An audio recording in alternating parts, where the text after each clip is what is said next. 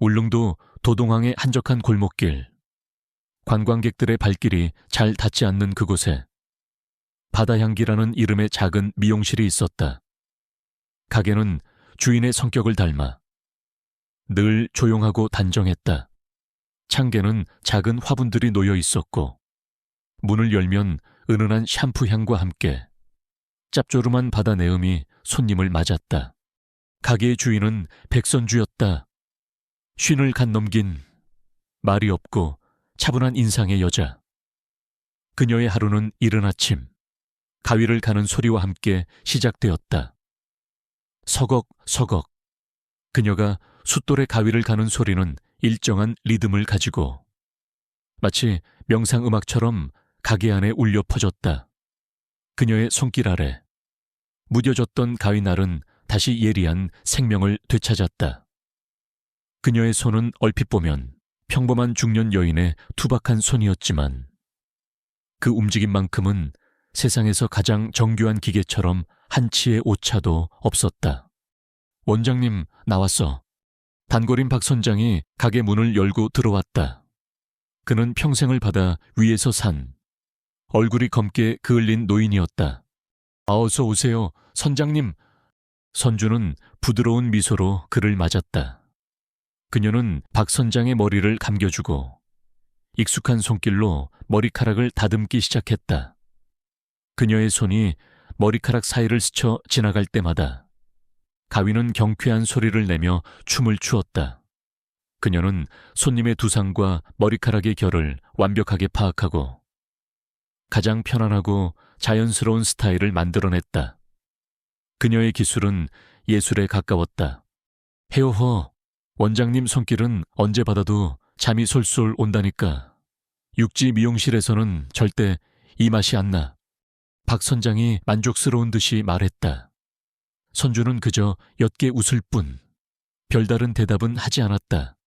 그녀는 자신의 이야기를 하기보다는 다른 사람의 이야기를 들어주는 쪽을 선호했다. 그녀의 침묵은 손님들에게 묘한 안정감을 주었다. 그날 오후 가게 앞을 지나가던 한 젊은 여대생이 발을 헛디뎌 넘어졌다. 배낭여행 중인 듯한 그녀는 발목을 부여잡고 고통스러운 신음을 흘렸다. 아야. 그 모습을 본 선주가 조용히 가게 밖으로 나갔다. 그녀는 여학생의 상태를 살피고는 그녀를 부축해 가게 안으로 데려왔다. 잠깐만 가만히 있어요. 그녀는 다친 발목을 이리저리 만져보았다. 그녀의 손길은 부드러웠지만 뼈와 인대의 상태를 확인하는 그 움직임은 놀라울 정도로 전문적이었다. 그녀는 약상자에서 압박 붕대를 꺼내 완벽한 팔자 형태로 여학생의 발목을 감쌌다. 과도하게 조이지도 헐겁지도 않은 부상 부위를 가장 안정적으로 고정시키는 기술이었다. 저 너무 감사합니다. 꼭 병원에서 치료받는 것 같아요.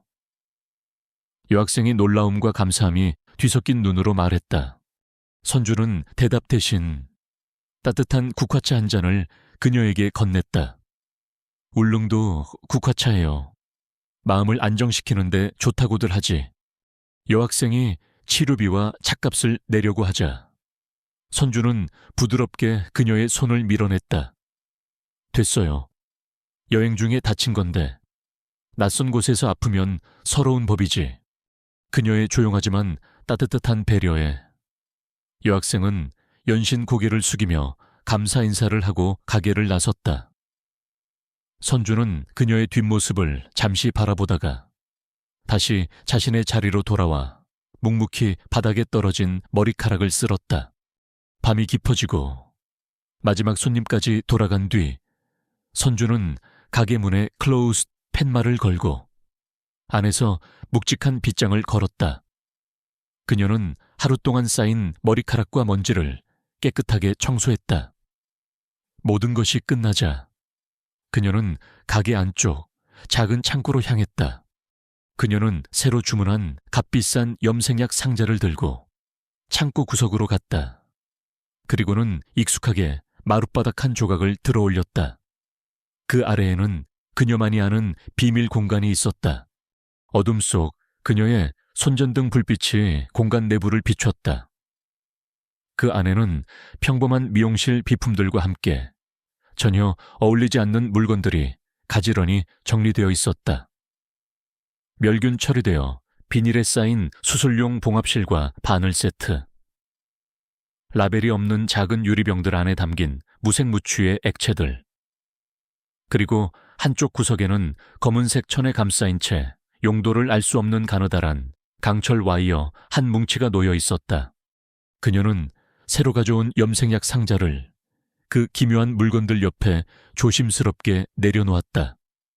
그리고는 아무 일도 없었다는 듯이 마룻바닥을 다시 덮었다. 그녀의 비밀은 다시 한번 어둠과 침묵 속에 봉인되었다.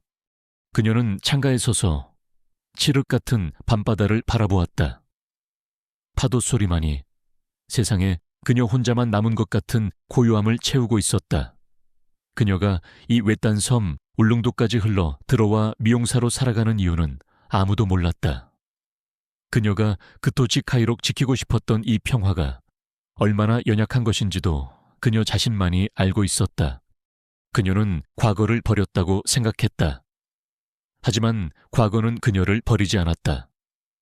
그것은 그녀의 송이술 속에, 그녀의 침묵 속에, 그리고 바닥 아래 비밀 공간 속에 잠든 화산처럼 숨쉬고 있었다. 그리고 그 화산이 다시 깨어날 날이 그녀 자신도 모르는 사이에 성큼 다가오고 있었다. 며칠간의 평온은 마치 거친 파도가 밀려오기 전 잠시 숨을 고르는 바다와도 같았다. 백선주는 여느 때처럼 미용실 문을 열고 손님을 맞고 머리를 다듬었다. 그녀의 일상은 시계추처럼 정확하고 단조로웠다. 하지만 그녀의 눈은 자신도 모르는 사이에 항구로 들어오는 낯선 배와 얼굴들을 주시하고 있었다. 그녀의 동물적인 감각이, 무언가 이질적인 것들이 자신의 영역을 침범했음을 경고하고 있었다. 그녀의 예감은 틀리지 않았다. 그날 오후 미용실에는 단골 손님인 젊은 의사 김동현이 머리를 다듬고 있었다. 그는 최근에 서울의 대형 병원을 그만두고 조용한 삶을 찾아 울릉도 보건소로 내려온 청년이었다. 그는 선주의 과묵함과 그 안에 숨겨진 따뜻함을 좋아했다. 원장님, 요즘 섬 분위기가 좀 뒤숭숭한 것 같아요. 무태서 이상한 사람들이 좀 들어온 것 같던데요. 동현이 걱정스럽게 말했다. 선주는 대답 대신 가위를 놀리는 손에 조금 더 집중할 뿐이었다. 바로 그때였다. 딸랑 하는 소리와 함께 미용실 문이 거칠게 열렸다. 검은 양복을 입은 사내 4명이 가게의 평화로운 공기를 찢고 들어왔다. 그들의 몸에서는 술과 담배, 그리고 값싼 향수 냄새가 뒤섞여 선주가 아끼는 허브 화분의 향기를 짓눌렀다. 가장 앞에 선 남자는 상어처럼 날카로운 눈매를 하고 있었다. 그가 바로 육지에서 흘러들어온 조직폭력배 양상어였다. 그는 가게 안을 한번 쓱 훑어보고는 의자에 앉아있는 김동현을 향해 턱짓했다. 손님, 오늘은 장사 끝났으니 이만 가보시지. 그의 목소리는 위협적이었다. 동현은 겁을 먹었지만 애써 태연한 척하며 선주를 보았다. 선주는 그에게 눈짓했다. 괜찮으니 어서 가보라는 뜻이었다. 동현은 마지못해 자리에서 일어나 계산을 하고 서둘러 가게를 빠져나갔다. 이제 가게 안에는 선주와 4명의 남자만이 남았다. 당신이 이 가게 주인인가? 아줌마 양상어가 그녀를 위아래로 훑어보며 말했다. 선주는 하던 일을 마저 정리하며 돌아보지 않은 채 대답했다. 그런데요, 우리가 누군지는 대충 들었을 테고 본론만 말하지. 양상어는 의자를 하나 끌어와 다리를 꼬고 앉았다.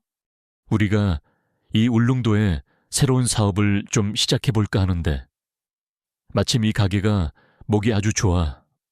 오늘부터 이 가게 우리가 사무실로 좀 써야겠다.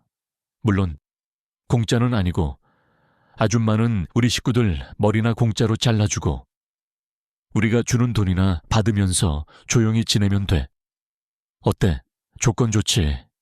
그것은 제안이 아닌 통보였다. 그들의 오만함은 하늘을 찔렀다.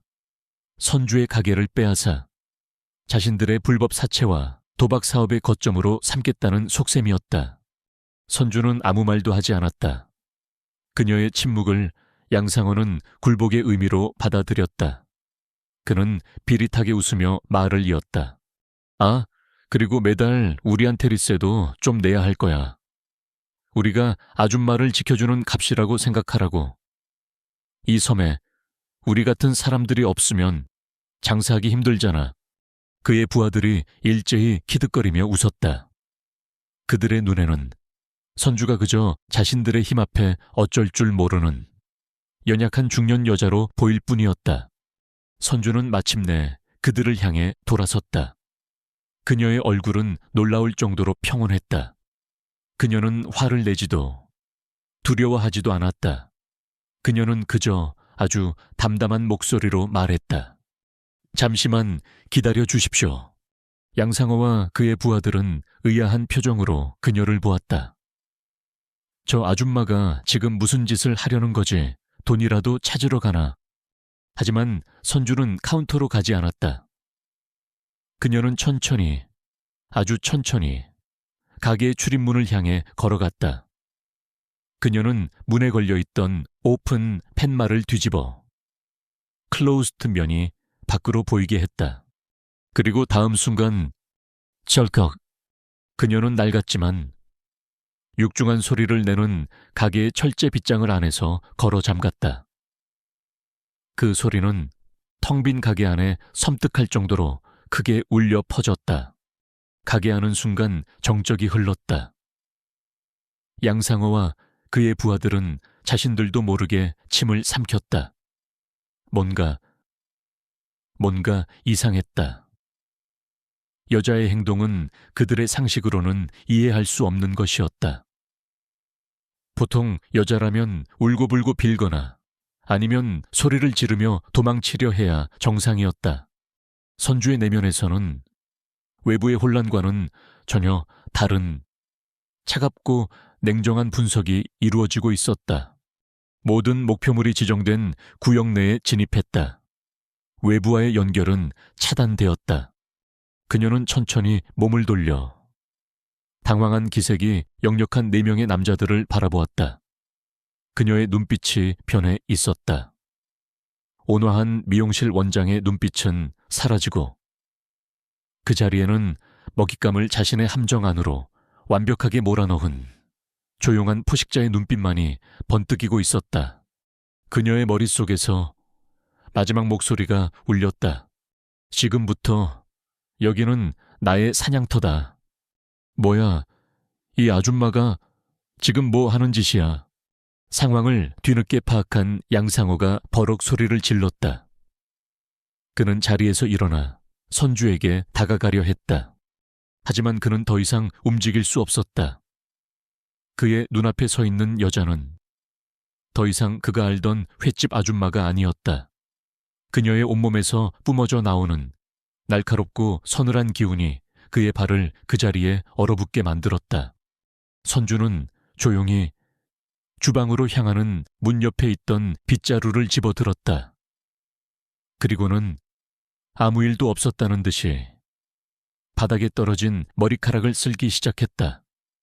서걱서걱 빗자루 소리만이 죽음처럼 고요한 가게 안을 채우고 있었다. 놈들은 깨닫지 못했다. 자신들이 지금 호랑이 굴에 제 발로 걸어 들어왔다는 사실을, 그리고 이 굴의 문은 다시는 열리지 않을 것이라는 사실을. 철컥 빗장이 걸리는 소리는 마치 세상과 이 미용실을 분리하는 단두대의 칼날이 떨어지는 소리처럼 들렸다. 양상호와 그의 부하들은 순간적으로 말문이 막혔다. 그들의 머릿속 상식으로는 눈앞의 상황을 도저히 이해할 수 없었다. 하하하하. 가장 먼저 정신을 차린 것은 양상어였다. 그는 어이없다는 듯이 과장된 웃음을 터뜨렸다. 이 아줌마가 진짜 돌았나 문을 잠가 우리가 무서워서 도망갈까봐, 아니면 우리랑 단둘이 있고 싶어서 그런가. 그의 저질스러운 농담에 부하들도 긴장이 풀린 듯 따라 웃었다. 그래, 저 여자는 그냥 겁을 먹고 이성을 잃어버린 게 틀림없었다. 야, 막내야, 저 아줌마 정신 좀 들게. 머리끄덩이 잡고 이리 끌고 와봐. 양상어의 명령에 가장 혈기 왕성해 보이는 젊은 놈이 희죽거리며 선주에게 다가갔다. 그는 여전히 바닥에 떨어진 머리카락을 쓸고 있는 선주의 뒷모습을 보며 아무런 경계심도 없이 손을 뻗었다. 하지만 그의 손이 선주의 어깨에 닿기 직전 선주가 몸을 돌리지도 않은 채 들고 있던 빗자루를 뒤로 가볍게 휙 뿌렸다. 빗자루 끝에 묻어있던 잘게 잘린 머리카락과 파마약 가루, 그리고 정체를 알 수 없는 미세한 분말들이 정확하게 남자의 얼굴로 날아들었다. 크헉, 이게 뭐야, 콜록콜록. 남자는 눈을 부여잡고 비명을 질렀다. 그의 눈은 지독한 고통과 함께 타는 듯이 아파왔고 숨을 쉴 때마다 폐부가 찢어지는 듯한 기침이 터져 나왔다. 선주가 뿌린 것은 단순한 먼지가 아니었다. 그녀가 직접 배합한 최루 성분이 담긴 특수 화학 가루였다. 이 인연이 다른 한 놈이 그 광경을 보고 격분하여 선주에게 달려들었다. 선주는 그를 피하지 않았다. 그녀는 옆에 있던 미용 시술대 위에서 평범한 물뿌리개처럼 보이는 분무기를 집어들었다. 그리고는 달려드는 남자의 얼굴을 향해 정확하게 분사했다. 칙! 아, 내 눈. 분무기 안에서 나온 것은 물이 아니었다. 독한 암모니아와 고농도 캡사이신을 섞어 만든 군용 화학 스프레이에 버금가는 강력한 자극제였다. 남자는 두 눈을 부여잡고 바닥을 뒹굴었다. 양상어와 남은 한 명의 부하는 그제야 깨달았다. 이것은 우연이 아니다. 저 여자는 처음부터 모든 것을 계획하고 있었다. 저 전연을 잡아. 양상어가 공포에 질려 소리쳤다.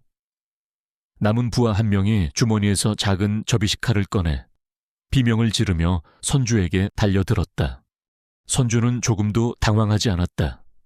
그녀는 무겁고 바퀴 달린 미용 의자를 발로 걷어차 달려오는 남자의 경로를 막았다. 남자는 의자에 부딪혀 균형을 잃고 휘청거렸다. 바로 그 순간 선주는 이미 그의 등 뒤로 돌아가 있었다.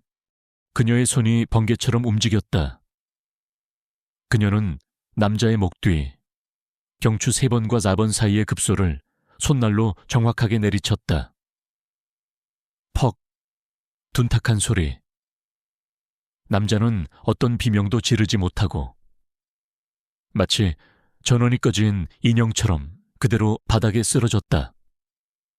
신경을 차단당해 몸이 일시적으로 완전히 마비된 것이다. 이제 가게 안에는 온전하게 서 있는 남자는 양상어 하나뿐이었다. 그의 얼굴에서 모든 오만함이 사라졌다. 그 자리에는 죽음의 공포만이 남아있었다. 그는 본능적으로 출입문을 향해 도망치려 했다. 하지만 문 앞에는 어느새 선주가 서 있었다. 그녀는 아무 말도 하지 않았다. 그저 사냥감의 마지막 퇴로를 막아선 포식자처럼 차가운 눈으로 그를 바라볼 뿐이었다. 오지 마나. 나는 너 같은 아줌마랑 달라. 내가 누군지 알아. 양상어가 공포에 질려 횡설수설했다. 선주는 그의 앞으로 천천히 다가갔다. 그녀는 시술대 위에서 자신이 가장 아끼는 독일제 최고급 미용 가위 한 자루를 집어들었다. 그녀가 엄지와 검지로 가위날을 부딪히자 서걱, 서걱 하는 소리가 섬뜩하게 울려 퍼졌다. 네오 같은 놈들 많이 봤지. 선주가 처음으로 입을 열었다. 그녀의 목소리는 얼음처럼 차가웠다. 겉으로는 강한 척하지만 속은 누구보다 비겁하고 약해 빠진 놈들. 자신보다 약한 자들을 괴롭히면서 자신의 존재를 확인받으려는 버러지들. 살려주세요. 돈은 얼마든지 드릴게요. 제발. 양상원은 완전히 무너져 내렸다. 그는 바닥에 주저앉아 용서를 빌었다. 하지만 선주의 눈은 조금도 흔들리지 않았다. 기회는 문을 잠그기 전에 줬어야지. 그녀는 양상어의 앞으로 다가섰다. 양상어는 마지막 발악으로 그녀의 다리를 잡으려 했다. 하지만 선주의 발이 먼저 그의 손목 관절을 정확하게 내리밟았다. 우두둑 뼈가 으스러지는 끔찍한 소리와 함께 양상어의 비명이 미용실 안을 가득 채웠다. 잠시 후 가게 안은 다시 고요해졌다. 4명의 남자가 가게 안 여기저기에 무력화된 채 쓰러져 있었다. 최선희는 그들을 잠시 내려다보았다. 그녀의 얼굴에는 어떤 승리감이나 안도감도 없었다. 그저 더러운 것을 치워야 하는 귀찮음만이 어려 있을 뿐이었다. 그녀는 바닥에 떨어진 빗자루를 다시 집어들었다. 그리고는 흩어진 머리카락과 함께 이 세상에서 곧 사라지게 될 4개의 쓰레기를 치울 준비를 시작했다. 가게 밖, 미용실에서 조금 떨어진 골목길, 손님으로 왔다가 쫓겨났던 젊은 의사 김동현은 걱정스러운 마음에 참아 자리를 뜨지 못하고 있었다. 그는 가게 안에서 들려왔던 짧은 비명소리와 무언가 부딪히는 소리에 심장이 철렁 내려앉았다. 무슨 일이 생긴 게 틀림없어. 경찰에 신고해야. 그가 휴대폰을 꺼내려던 순간 가게 안은 다시 쥐 죽은 듯이 고요해졌다. 너무나도 완벽한 정적. 오히려 그 정적이 그에게 더 큰 공포심을 안겨주었다. 그는 차마 그곳에 더 머무르지 못하고 서둘러 자신의 관사로 발걸음을 옮겼다. 그는 그날 밤 자신이 목격한 것이 무엇인지 상상조차 하지 못했다. 미용실 안의 공기는 피비린내 대신 독한 암모니아 냄새와 공포, 그리고 기묘한 정적으로 가득 차 있었다. 백선주는 잠시 숨을 골랐다. 그녀의 임에는 땀 한 방울 맺히지 않았고 그녀의 호흡은 조금도 흐트러짐이 없었다. 마치 방금 전의 격렬한 사투가 아침 체조라도 되는 듯이 그녀는 쓰러진 4명의 남자들을 차례로 훑어보았다. 양상어는 손목이 부러진 차에 신음하고 있었고 다른 놈들은 신경이 차단되거나 급소를 가격당해 의식을 잃거나 혹은 화학약품에 고통스러워하고 있었다. 그들은 더 이상 위협이 되지 못했다. 그들은 이제 그녀가 처리해야 할 쓰레기일 뿐이었다. 그녀의 눈빛에는 어떤 감정도 없었다. 오직 복잡하고 어려운 임무를 앞둔 전문가의 냉철함만이 자리 잡고 있었다. 그녀는 가장 먼저 가게 안쪽 창고의 마룻바닥을 열었다. 그리고 그 안에서 그녀의 진짜 미용 도구들을 꺼내기 시작했다. 주사기와 라벨 없는 작은 유리병들, 공업용으로 써도 될 만큼 두껍고 질긴 대형 비닐 시트 여러 장, 강력한 케이블 타이 뭉치, 그리고 혈흔과 유기물을 분해하는 특수 화학 세척제 한 통. 그녀는 주사기에 투명한 액체를 채웠다. 군용으로 개발된 강력한 신경 안정제였다. 민간에서는 절대 구할 수 없는 물건이었다. 그녀는 쓰러진 남자들에게 차례로 다가가 목의 경동맥에 정확하게 주사바늘을 꽂았다. 약물이 주입되자 고통으로 신음하던 놈들마저도 순식간에 깊은 잠에 빠져들었다. 이제 그들은 살아있는 시체나 다름없었다. 새벽 1시, 그녀에게 남은 시간은 그리 많지 않았다. 해가 뜨기 전, 첫 배가 들어오기 전에 이 모든 것을 끝내야 했다. 그녀는 창고 바닥에 거대한 비닐 시트를 여러 겹으로 펼쳤다. 그리고는 남자들을 한 명씩 그 위로 옮기기 시작했다. 건장한 남자들을 혼자서 옮기는 것은 불가능에 가까운 일이었지만 그녀는 자신만의 방법을 알고 있었다. 그녀는 남자의 옷을 지렛대 삼아 최소한의 힘으로 최대의 효율을 내는 방식으로 그들을 끌었다. 그녀의 이마에 처음으로 땀방울이 맺혔지만 그녀의 동작에는 여전히 한치의 망설임도 없었다. 내구의 몸이 모두 비닐 시트 위로 옮겨졌다. 그녀는 이제 미용실 내부의 흔적을 지우기 시작했다. 그녀는 특수 화학 세척제를 물에 희석하여 가게 바닥 전체를 꼼꼼하게 닦아냈다. 그녀는 일반적인 청소부가 아니었다. 그녀는 국립과학수사연구원의 최첨단 장비로도 찾아낼 수 없도록 모든 미세한 증거를 지우는 훈련을 받은 전문가였다. 그녀는 루미놀 반응까지 계산하여 혈흔이 튀었을 가능성이 있는 모든 벽면과 가구 틈새를 닦아냈다. 그녀의 눈은 자외선 탐지기보다 더 예리하게 아주 작은 실수나 흔적이라도 찾아내려 애썼다. 그때 그녀의 시선이 미용 의자 다리 밑에 아주 작은 틈새에 멈췄다. 그녀가 놓친 아주 작은 핏방울 하나가 말라붙어 있었다. 양상어에 피었다. 그녀는 잠시 숨을 멈췄다. 만약 이걸 놓쳤다면 그녀는 고개를 저었다. 그리고는 세척제를 묻힌 면봉으로 그 마지막 흔적까지 완벽하게 지워버렸다. 이제 가장 어려운 마지막 단계가 남았다. 이 내구의 쓰레기들을 울릉도라는 이 작은 섬에서 완벽하게 사라지게 만드는 것. 그녀는 남자들의 몸을 각각 다른 비닐 시트로 단단하게 감쌌다. 공기가 들어갈 틈이 없도록 케이블 타이로 단단히 조였다. 그리고는 창고 구석에 있던 낡았지만 튼튼한 손수레에 그것들을 차례로 실었다. 새벽 4시, 그녀는 미용실 뒷문을 열었다. 밖은 아직 칠흑 같은 어둠에 잠겨 있었고 파도 소리만이 멀리서 들려왔다. 그녀는 손수레를 끌고 어둠 속으로 발걸음을 옮겼다. 그녀의 목적지는 도동항에 번화한 여객선 터미널이 아니었다. 그 반대편, 주민들조차 잘 찾지 않는 외딴 바위투성이 해안가였다.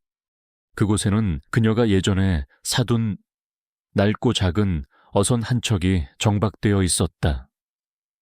그녀는 손수레에 실린 꾸러미들을 배 위로 옮겨 실었다. 그리고는 뱃머리에 있던 낡은 그물 안에 숨겨두었던 무거운 닻 여러 개를 꺼냈다. 그녀는 닻을 꾸러미마다 단단히 묶었다. 그녀는 배의 시동을 걸고 어둠 속의 바다로 나아갔다.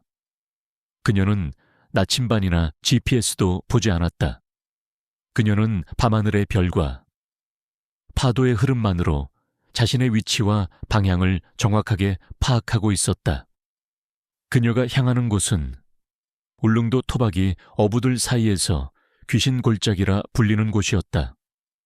그곳은 해류가 소용돌이치고 바닥에는 수심을 알 수 없는 깊은 해저 동굴들이 미로처럼 얽혀 있어 한 번 빠지면 그 어떤 것도 다시는 떠오르지 않는다고 알려진 곳이었다.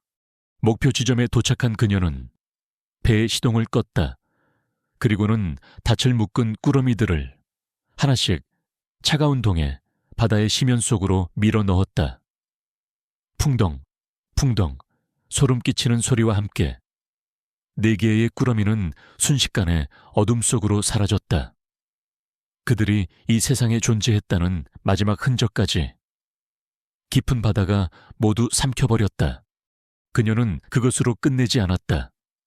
그녀는 양상어 무리가 타고 왔던 검은색 세단이 주차된 곳으로 향했다. 그녀는 차문을 열고 운전석에 앉아 시동을 걸었다. 그리고는 차를 몰아 섬에서 가장 외지고 가파른 해안 절벽으로 향했다. 그녀는 차가 절벽 끝에 다다르기 직전 운전석 문을 열고 뛰어내렸다. 검은색 세단은 허공을 가르며 수십 미터 아래의 바위투성이 바다로 추락했다. 쾅 하는 굉음과 함께 거대한 물보라가 피어올랐다가 이내 아무 일도 없었다는 듯이 사라졌다. 모든 것이 끝났다. 백선주는 자신의 작은 어선을 타고 항구로 돌아왔다. 동쪽 하늘이 희미하게 밝아오고 있었다. 그녀는 미용실로 돌아와 젖은 옷을 갈아입고 꼼꼼하게 샤워를 했다. 그녀는 자신의 몸에서 어젯밤의 모든 흔적을 씻어냈다. 아침 7시 그녀는 바다향기 미용실의 문을 열고 오픈 팻말을 내걸었다. 그리고는 자신의 자리에 앉아 어제처럼 그저께처럼 아무 일도 없었다는 듯이 서걱서걱 소리를 내며 가위를 갈기 시작했다. 아침 햇살이 그녀의 평온한 얼굴 위로 부서져 내리고 있었다. 다음 날 아침 울릉도는 발칵 뒤집혔다. 무태서 들어와 온갖 행패를 부리던 양상어. 일당 4명이 그들이 타고 온 차량과 함께 하룻밤 사이에 증발해버린 것이다. 섬 주민들은 한편으로는 안도하면서도 다른 한편으로는 섬 전체를 감싼 기묘하고 섬뜩한 분위기에 몸을 떨었다. 사건은 곧바로 경찰에 신고되었다. 도동파출소의 허광배 소장은 대수롭지 않게 생각했다. 술 처먹고 배 타고 놀러 갔다가 어디 바위에 처박혔거나 무트로 도망쳤겠지. 그는 그렇게 중얼거리며 마지못해 수사를 시작했다. 그의 첫 번째 목적지는 백선주의 바다향기 미용실이었다. 양상어 일당이 마지막으로 목격된 장소였기 때문이다. 허 소장이 미용실 문을 열었을 때 선주는 마침 단골 손님인 의사 김동현의 머리를 다듬고 있었다. 가게 안은 어젯밤의 흔적은커녕 먼지 한 톨 없이 깨끗했고 은은한 라벤더 향이 감돌고 있었다. 백선주 씨 맞으시죠? 허 소장이 물었다. 네, 그런데요. 선주는 가위를 내려놓고 약간은 긴장한 듯한 평범한 시민의 얼굴로 그를 맞았다. 어젯밤에 양상어 일당이 여기 찾아왔었다고 들었습니다. 아, 네. 와서 행패를 좀 부렸어요. 가게를 자기들 사무실로 쓰겠다면서. 선주는 적당히 겁에 질린 목소리로 대답했다. 그녀의 연기는 완벽했다. 그리고요, 제가 돈도 없고 가게도 내줄 수 없다고 했더니 욕을 하면서 그냥 가버리던데요. 그게 다예요. 허 소장은 그녀의 얼굴을 유심히 살폈다. 그녀의 눈은 불안하게 떨리고 있었지만 거짓말을 하는 사람 특유의 부자연스러움은 없었다. 그는 가게 내부를 훑어보았다. 어젯밤 그런 소란이 있었다고는 믿기지 않을 만큼 모든 것이 제자리에 있었다. 뭔가 이상해. 그의 베테랑 형사의 직감이 경고를 보내고 있었다. 그는 부하 직원에게 현장 감식을 지시했다. 경찰들이 분주하게 움직이며 가게 구석구석을 살피기 시작했다. 선주는 두려움과 걱정이 뒤섞인 얼굴로 그 모습을 지켜볼 뿐이었다. 그때 젊은 경찰 하나가 소리쳤다. 소장님 이쪽입니다. 허 소장이 달려간 곳은 손님들이 앉는 미용 의자 다리 밑이었다. 그곳에 아주 작고 검붉은 얼룩 하나가 묻어 있었다. 핏자국처럼 보였다. 허 소장의 눈이 번뜩였다. 찾았다. 그는 회심의 미소를 지으며 선주를 돌아보았다. 원장님, 이건 뭡니까? 선주는 그 얼룩을 보고 얼굴이 하얗게 질리는 듯했다. 저게 왜 저기 있죠? 어젯밤에 그 사람들 중 한 명이 코피를 흘렸던 것 같기도 하고. 그녀는 당황하여 횡설수설했다. 허 소장은 그녀의 반응에 자신의 추리가 맞았다고 확신했다. 저 여자가 저항하는 과정에서 조폭 중 하나를 해쳤고 지금 필사적으로 숨기고 있는 것이다. 이거 저희가 수거해서 감식해봐야겠습니다. 그는 면봉으로 조심스럽게 혈흔을 채취했다. 그리고는 선주에게 당분간 섬을 떠나지 말라고 엄중히 경고한 뒤 미용실을 나섰다. 그의 발걸음에는 사건을 해결했다는 자신감이 넘쳤다. 며칠 후 양상어 일당이 타고 온 검은색 세단이 섬의 외딴 해안 절벽 아래 바닷속에서 발견되었다. 차는 형체를 알아볼 수 없을 정도로 부서져 있었지만 차 안에서는 어떤 시신도 발견되지 않았다. 경찰은 조직폭력배 일당 음주운전으로 인한 해상 추락 후 실종으로 잠정 결론 내렸다. 이제 남은 것은 미용실에서 발견된 혈흔의 감식 결과뿐이었다. 허 소장은 그 혈흔이 실종된 조폭 중 한 명의 DNA와 일치하기만 한다면 이 모든 미스터리를 풀 수 있으리라 확신했다. 그는 백선주를 살인 및 사체 유기 혐의로 긴급 체포할 준비를 하고 있었다. 마침내 국립과학수사연구원에서 감식 결과가 팩스로 도착했다. 파출소의 모든 직원들이 허 소장의 입을 주목했다. 허 소장은 떨리는 손으로 결과지를 집어들었다. 그리고 그의 얼굴이 서서히 믿을 수 없다는 표정으로 굳어갔다. 그는 자신의 눈을 몇 번이나 비볐지만 결과는 변하지 않았다. 그는 힘없이 서류를 떨어뜨렸다. 옆에 있던 부하가 서류를 집어들고 큰 소리로 읽었다. 현장에서 채취된 혈흔 샘플 감식 결과. 인간의 DNA와 불일치, 돼지의 혈액으로 판명됨. 에드웨이 GP. 파출소 아는 순간 정적에 휩싸였다. 허 소장의 머릿속이 하얘졌다. 그의 유일한 증거, 그의 완벽한 추리가 돼지 피 한 방울에 산산조각 나버린 것이다. 선주는 그날 아침 이웃 정육점에서 돼지 피를 조금 얻어와 일부러 그곳에 흔적을 남겨두었던 것이다. 사건은 미궁에 빠졌다. 시신도 범행 증거도 아무것도 없었다. 결국 양상어 일당 실종 사건은 단순 실족 사고 후 시신 유실로 종결되었다. 하지만 허광배 소장은 알고 있었다. 이것은 사고가 아니라는 것을.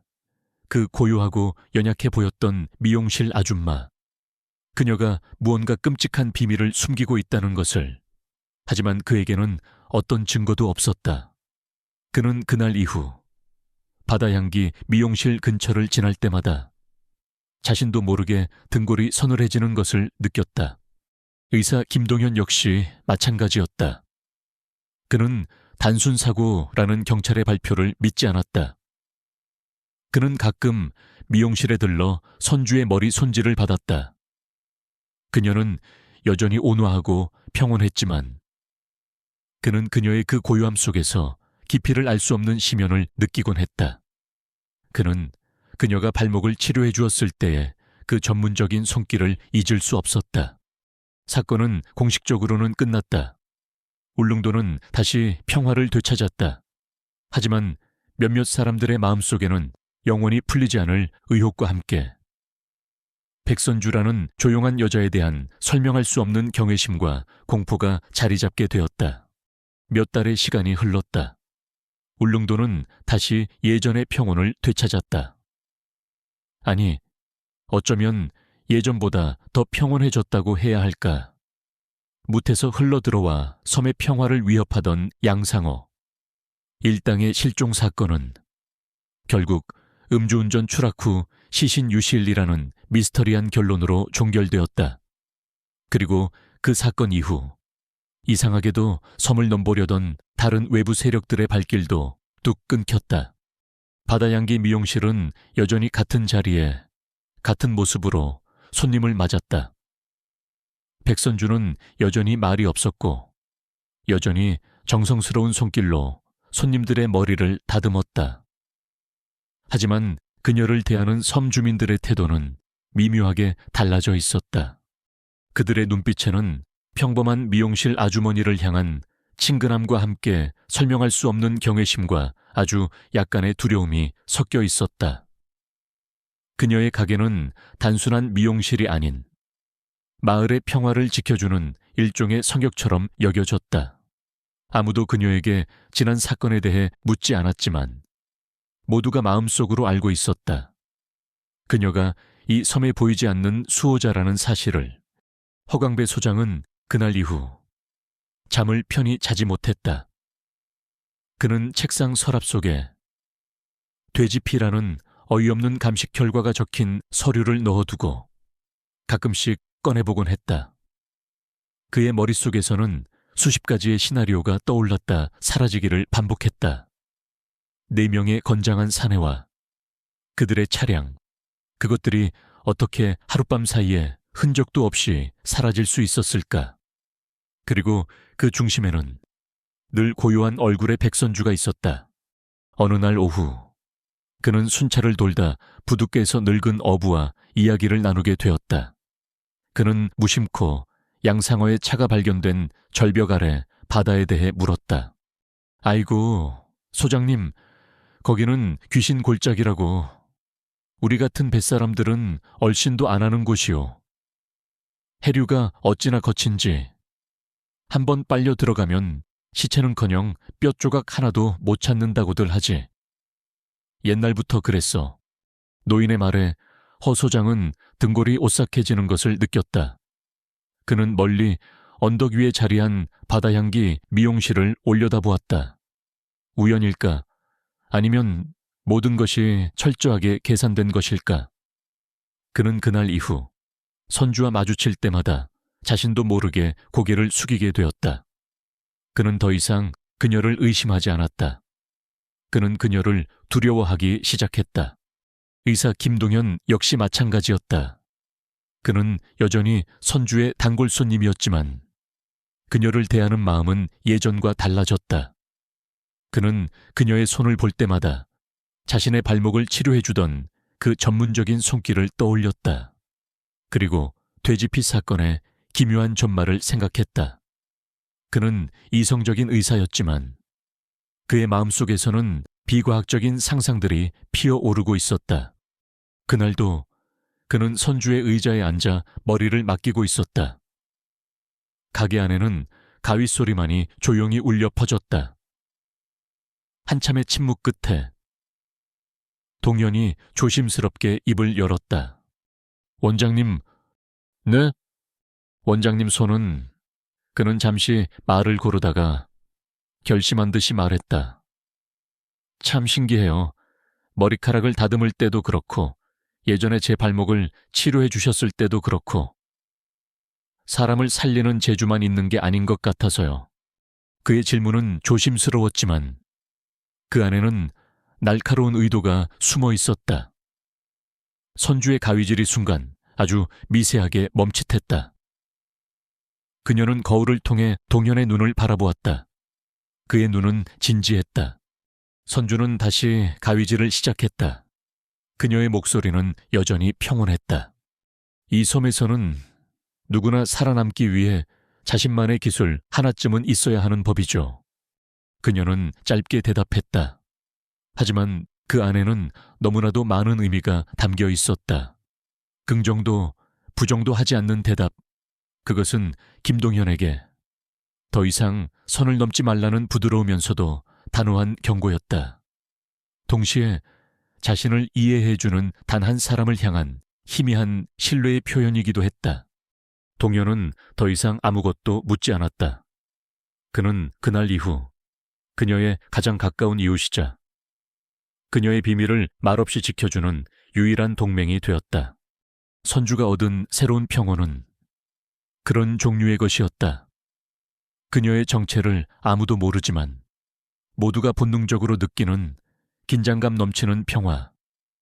그녀의 명성은 이제 그녀를 지키는 가장 강력한 무기가 되었다.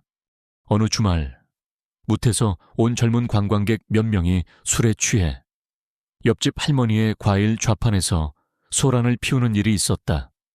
할머니가 울상을 지으며 어쩔 줄 몰라 하고 있을 때 선주가 조용히 가게 문을 열고 밖으로 나왔다.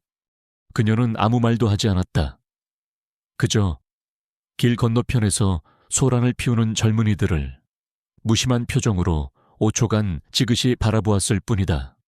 그녀의 시선을 느낀 젊은이들 중 하나가 주변 상인들이 수군거리는 소리를 들었다. 저기 바다향기 미용실, 그 말에 젊은이들의 얼굴이 하얗게 질렸다. 울릉도의 괴담을 그들도 들어본 적이 있었던 것이다. 그들은 서로 눈치를 보다가 허둥지둥 할머니에게 사과를 하고는 꽁무니를 빼며 도망쳤다. 선주는 그 모습을 잠시 지켜보다가 다시 자신의 가게 안으로 조용히 들어갔다. 그녀는 이제 더 이상 칼이나 주먹을 쓸 필요가 없었다. 그녀의 존재 자체가 이 섬의 평화를 지키는 가장 강력한 방패이자 창이 되어 있었다. 다시 1년의 시간이 흘렀다. 울릉도는 이제 완연한 평화를 되찾았다. 양상어 일당 실종 괴담은 섬의 아이들을 겁주는 옛날 이야기처럼 혹은 무태서 온 관광객들의 술안 주거리처럼 변해갔다. 그 전설 덕분에 섬을 넘보는 외부의 불순한 세력은 더 이상 나타나지 않았다. 백선주의 바다향기 미용실은 여전히 그 자리에 변함없이 고요했다. 그녀는 이제 섬의 일부이자 풍경 그 자체가 되었다. 사람들은 그녀를 존경했지만 동시에 함부로 다가서지 못하는 거리를 두었다. 그녀는 그 거리감이 편안했다. 그녀가 원했던 것은 시끄러운 명성이 아닌 누구에게도 방해받지 않는 고요한 일상이었으니까. 그녀는 이제 더 이상 자신의 과거를 지우려 애쓰지 않았다. 과거는 지울 수 있는 것이 아니라 현재의 자신을 만든 일부임을 받아들였다. 그녀의 손에 들린 가위는 여전히 누군가의 머리카락을 다듬었지만 이제 그녀의 마음은 그 누구보다도 평화로웠다. 어느 늦여름 비가 추적추적 내리던 날이었다.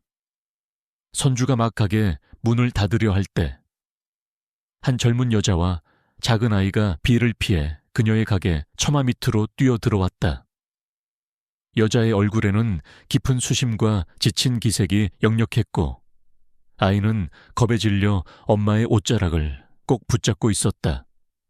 육지에서 막 배를 타고 들어온 듯 그들의 행색은 남루했다. 선주는 잠시 그들을 바라보았다. 여자의 눈에서 그녀는 아주 오래전 모든 것을 버리고 이 섬으로 도망쳐왔던 자신의 모습을 보았다. 들어와요. 선주가 무심한 듯 문을 열며 말했다. 비가 그칠 때까지만이라도 들어와서 몸 좀 녹여요.